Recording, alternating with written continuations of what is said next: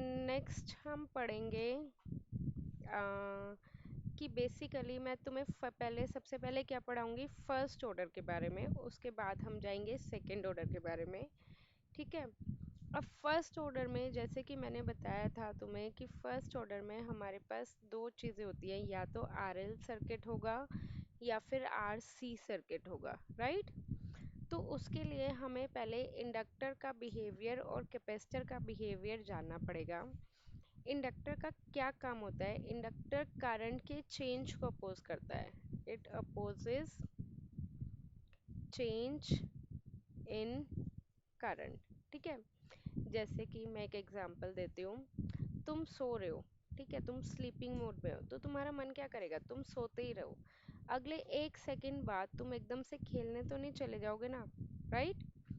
या फिर अगर तुम प्ले कर रहे हो मतलब खेल रहे हो, तो तुम्हारा मन क्या करेगा, खेलते रहे। अगले 1 सेकंड बाद तुम स्लीपिंग मोड में तो नहीं चले जाओगे, राइट। तो तुम क्या चाह रहे हो, जिस स्टेट में तुम करंटली हो उसी स्टेट में तुम रहो। तुम चेंज को क्या कर रहे हो, अपोज कर रहे हो, राइट। तुम्हारी मम्मी तुम्हें कह रही है कि एकदम से सो जाओ या एकदम से खेलो, नहीं, तुम चेंज हो रहे हो। वो तुम धीरे धीरे वो चेंज को अडेप्ट कर सकते हो कि चलो सो रहे हो तो धीरे से उठे, थोड़े आलस खोला, फिर तुम खेलने चले गए, एकदम से तो चेंज नहीं हो सकते ना। सिमिलरली इंडक्टर भी ऐसे ही करता है। मान लो 5 एम्पियर इसमें करंट फ्लो हो रहा है बहुत टाइम से, तो 5 एम्पियर ही फ्लो होता रहेगा। ठीक है, कोई दिक्कत नहीं हो गई।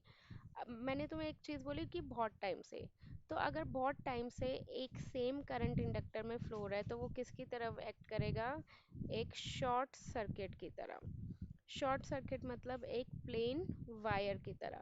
क्योंकि देखो इंडक्टर में अगर मैं 5 एम्पियर करंट फ्लो करवा रही हूँ बहुत टाइम से, और एक प्लेन वायर में भी मैं 5 एम्पियर करंट फ्लो करवा रही हूँ, तो क्या फ़र्क है, सेम ही तो हो गया, है ना। बट अगर मैं चेंज कर रही हूँ, चेंज इन द सेंस कि अगर मैंने करंट इंडक्टर में 5 एम्पियर फ्लो करवा रही थी 1 घंटे से, बट सडनली मैंने 5 एम्पियर से कितना कर दिया, 100 एम्पियर। ठीक है। फ्रॉम 1 आवर 5 एम्पियर फ्लो रहा था, मैं आई, मैंने सडनली 5 एम्पियर से 100 एम्पियर कर दिया। अब इंडक्टर को आया गुस्सा कि भाई चेंज क्यों करा। तो उसने कहा कि मैं तो एकदम से चेंज नहीं करूँगा, पहले वो 5 एम्पियर था, फिर 10 एम्पियर हो गया, फिर 20 हुआ, फिर 100 हुआ, मतलब सो ऑन करके वो धीरे धीरे 100 पे आया।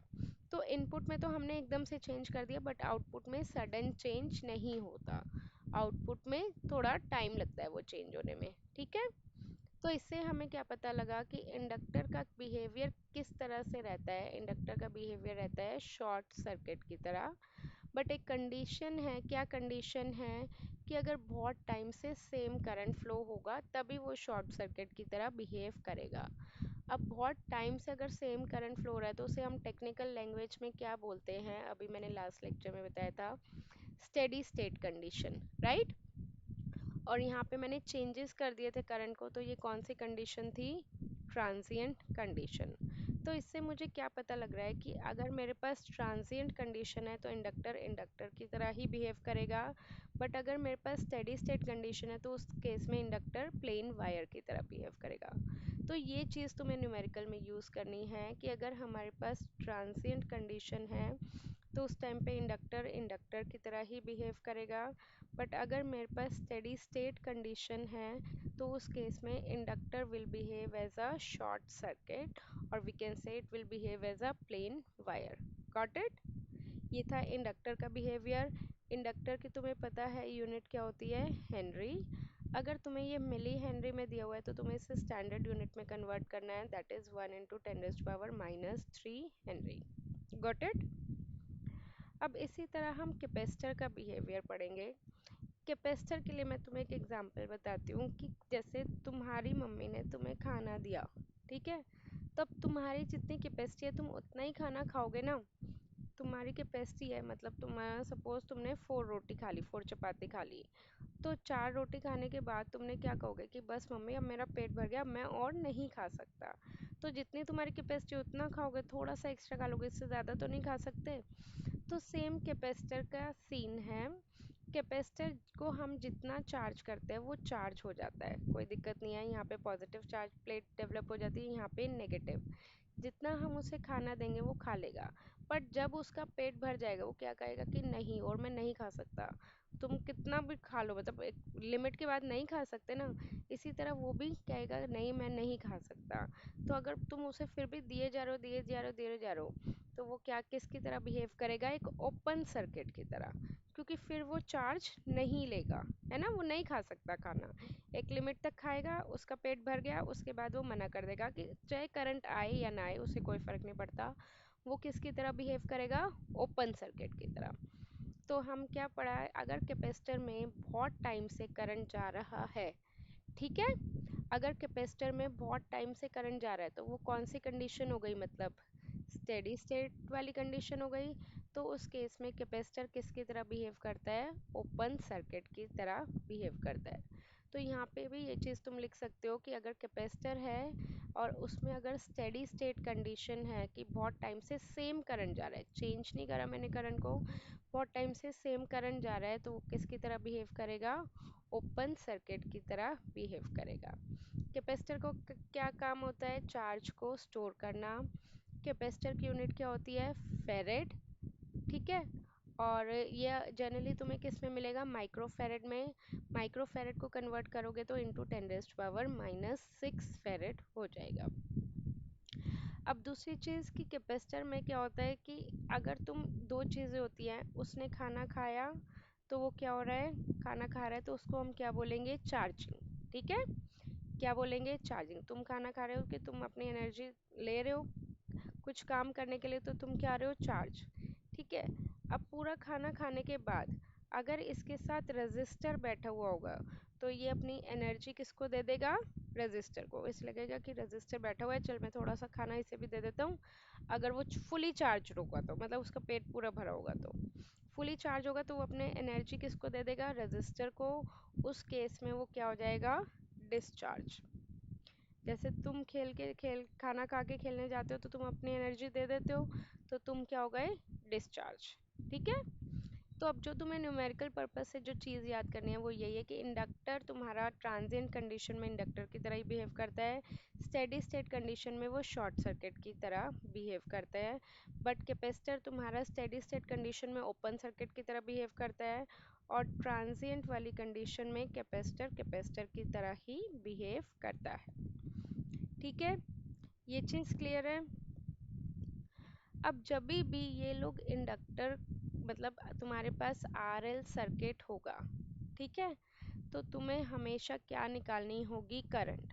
ये ध्यान रखना, छोटी छोटी सी चीज़ें बातें बता रही हूँ मैं जो बहुत इंपॉर्टेंट है, ठीक है। जब भी आरएल सर्किट होगा तो हमेशा तुम्हें क्या निकालनी है, करंट। अब तुम पूछोगे कि मैम इन्होंने अगर वोल्टेज पूछ लिया तो भी क्या हमें करंट निकालनी है, तो आंसर इज़ यस। करंट पूछ वोल्टेज पूछा तो भी तुम्हें करंट ही निकालनी है, क्योंकि इंडक्टर क्या करता है, करंट को चेंज नहीं होने देता। बट इन केस अगर इन्होंने वोल्टेज पूछ लिया इंडक्टर के क्रॉस तो उस केस में हमारे पास फॉर्मूला होता है VL is equal to L di/dt।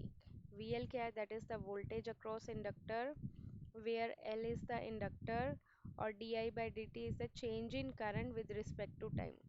तो अल्टीमेटली तुम्हें पहले क्या निकालना है, करंट। करंट की वैल्यू यहाँ पे पुट कर देना, तो तुम्हारे पास क्या आ जाएगी, वोल्टेज।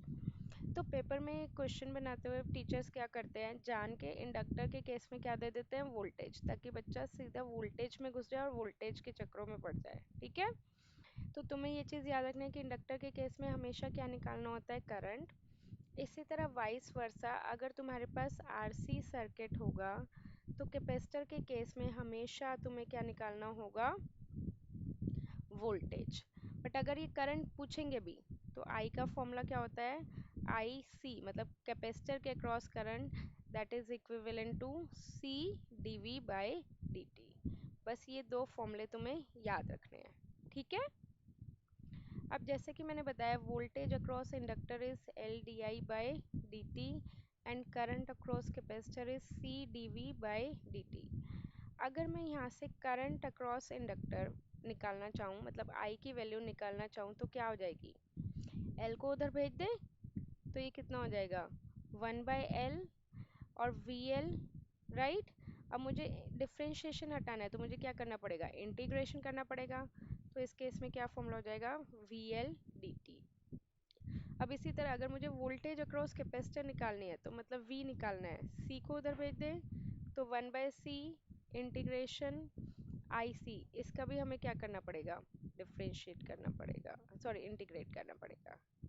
ठीक है, ये हमारे पास फॉर्मूले आ गए। ये चारों फॉर्मूले तुम्हारे न्यूमेरिकल्स में यूज होंगे। ओके, अब बात आती है, जैसे मैंने तुम्हें बताया इंडक्टर है तो करंट निकालना है, वोल्टेज है तो क्या निकालना है, कैपेसिटर है तो क्या निकालना है, वोल्टेज। ठीक है, तो अब हमारे पास कंप्लीट इक्वेशन क्या होती है, अगर मान लो मुझे वोल्टेज निकालना है कैपेसिटर के अक्रॉस, तो उसका फॉर्मूला होता है, हम दोनों कंडीशन लेते हैं, ट्रांजिएंट वाला वोल्टेज भी लेंगे, ऐसा नहीं है कि ट्रांजिएंट वाला नहीं लेंगे, और फाइनल वाला वोल्टेज भी लेंगे। ठीक है, तो इस फॉर्मूले को तुम्हें याद नहीं रखना है। फॉर्मूला क्या है, V C of T would be equal to V C of zero minus minus V C of infinity E raised power minus T by to plus V C of infinity. ठीक है, देखो बताते हुए ये formula, एक minute एक minute एक minute, ये बताते हुए फॉर्मूले में ये क्या कह रहे हैं, ये देखो V C of zero minus, मतलब जैसे मैंने बताया कि तुम रूम में गए थे, रूम से पहले क्या कंडीशन थी तुम्हारी, ज़ीरो माइनस कि रूम में तुम्हारे फैन के क्रॉस कितनी वोल्टेज थी, ज़ीरो माइनस की वोल्टेज लेनी है। उसके बाद तुम रूम में बहुत देर बैठे, फिर फैन के क्रॉस कितनी वोल्टेज थी, इन्फिनिटी वाली, वो वाली वोल्टेज भी कंसिडर करनी है।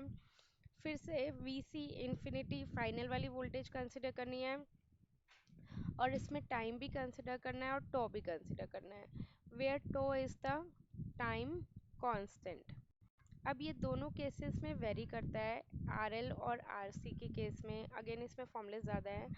अगर तुम्हारा आर एल का सर्किट है तो टो का फॉर्मूला हो जाएगा L equivalent divided by R equivalent, और अगर तुम्हारे पास आर सी सर्किट है तो उसका फॉर्मूला हो जाएगा आर इक्विवेलेंट मल्टीप्लाइड बाय सी। तो अब तुम्हें ये क्या करना है, ये वाला फॉर्मूला याद रखना है।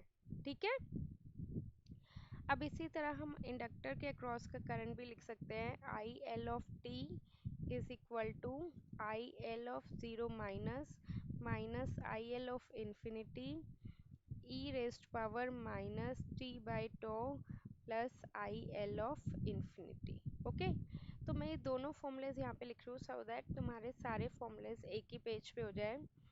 सबसे पहले मैंने किसका बताया था, voltage across capacitor V C of T, that is V C of zero minus minus V C of infinity E raised power minus T by to plus V C of infinity. Similarly I L of T inductor के across current is equal to I L of zero minus minus I of infinity E rest पर minus T by to plus I L of infinity. Okay, और मैंने एक tau का भी formula बताया था, tau is equal to R equivalent C, R C के case में tau is equal to L divided by R equivalent R L के केस में। ठीक है, ये सारे फॉर्मूलेस मैंने तुम्हारे एक ही पेज पे लिख दिए, तो सो दैट तुम इसका स्क्रीनशॉट ले लो, और ये फॉर्मूलेस के बेसिस पे हम सारे न्यूमेरिकल करेंगे। ठीक है, बस जो बड़े वाला फॉर्मूला है ये क्या है, ये वाला फॉर्मूला है, इसमें बस एक चीज़ और याद रखना जो मैं लिख रही हूँ, कि जब भी इंडक्टर होगा तो क्या निकालना है, हमें करंट निकालना है, और जब भी कैपेसिटर होगा तो हमें क्या निकालना है, वोल्टेज निकालना है। बस ये चीज़ माइंड में रखना, तो तुम्हारे सारे क्वेश्चंस इजीली हो जाएंगे। अब इतनी ज़्यादा ये समझ में नहीं आया होगा, बट जब मैं न्यूमेरिकल्स करवाऊंगी तो ज़्यादा क्लियर हो जाएगा। ओके।